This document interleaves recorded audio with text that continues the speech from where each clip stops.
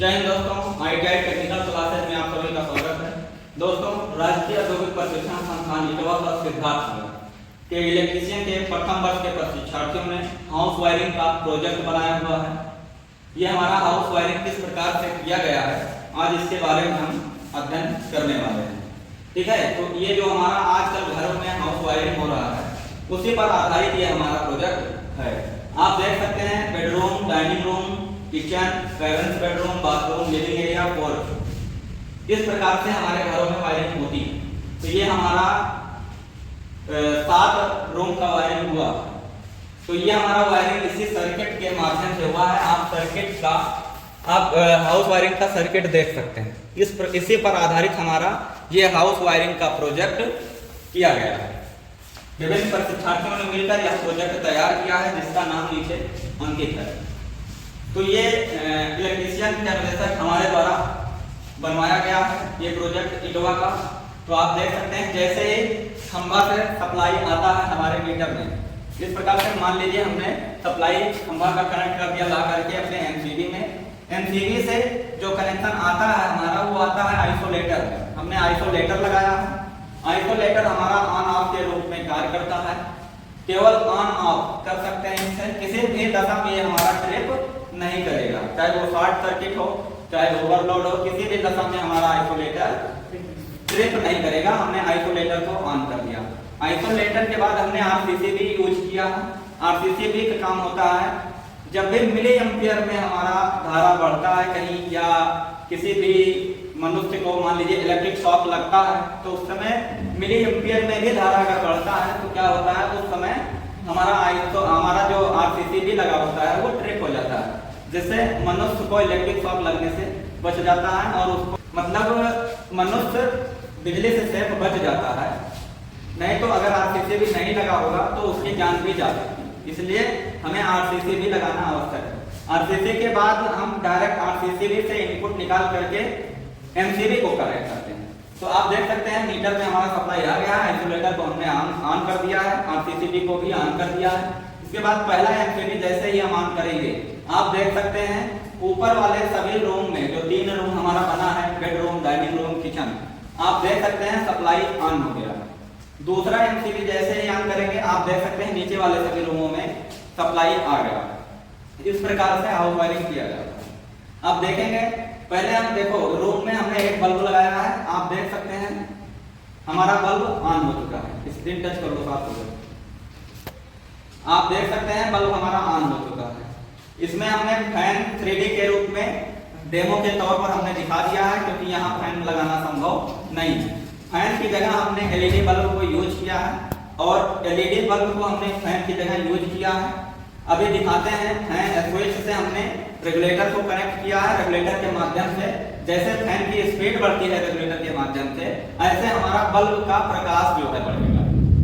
ऐसे फैन हमने यूज किया है। आप देख सकते हैं इसमें हमारा एक बल्ब लगा है, एलईडी बल्ब यूज किया है प्रकाश के लिए रूम में। और इसके बाद जो है हम आपको दिखा रहे हैं, जैसे ये हमारा लगा हुआ है एलईडी बल्ब, फैन के रूप में हमने यूज किया है।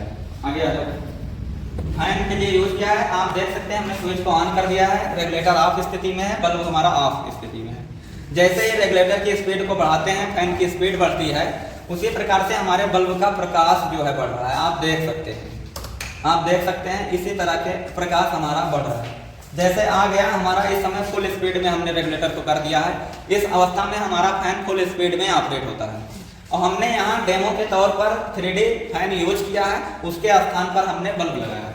आप देख सकते हैं फुल स्पीड की अवस्था में फैन हमारा की जगह हमने एलईडी बल्ब यूज किया है। एलईडी हमारा फुल प्रकाश दे रहा है। जैसे आप देख सकते हैं हमने रेगुलेटर से स्पीड कम कर रहे हैं फैन का, तो बल्ब का प्रकाश कम हो रहा है। तो इस प्रकार से हमारा फैन रेगुलेटर वर्क करता है। आप देख सकते हैं हमने एक स्विच लगाया है सॉकेट के लिए। इसमें आप देख सकते हैं सप्लाई हमारा ऑन है, इसका मतलब ये हमारा सप्लाई आ रहा है। ठीक, तो आप देख सकते हैं इस तरीके से हमारा वर्क कर रहा है। आप देख सकते हैं ऐसे ही हमने यहाँ भी एक रूम बल्ब लगाया हुआ है, और एक क्या लगाया हुआ हमने, एक एलईडी बल्ब फैन के रूप में यूज किया है। फैन को रेगुलेटर से कनेक्ट किया है।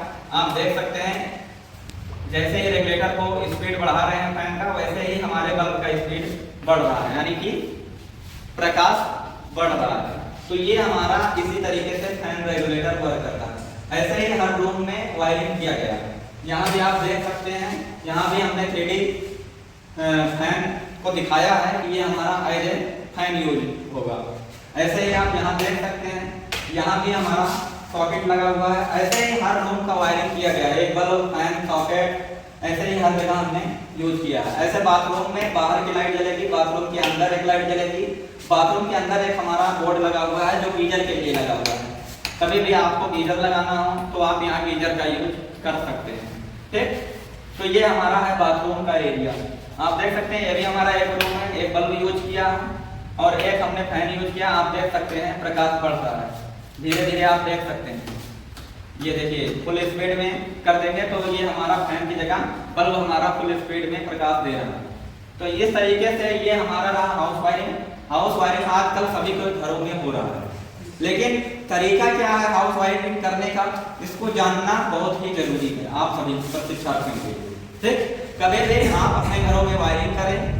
ठीक, मीटर बिजली विभाग लगाता है, उसके बाद आपको सारे कार्य स्वयं से करने होते हैं। तो बिना अनुभव के आप लोग वायरिंग का काम नहीं कर सकते हैं।